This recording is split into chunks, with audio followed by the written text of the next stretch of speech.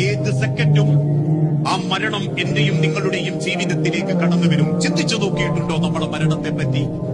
ഈ കാണുന്ന തിരക്കും വെപ്രാളവും ഇതൊന്നുമില്ലാതെ നമ്മൾ നീണ്ടു നവർന്നു കിടക്കും. വീട്ടിന്റെ സിറ്റ് ഔട്ടിലോ വീട്ടിന്റെ ഡൈനിങ് ഹാളിലോ.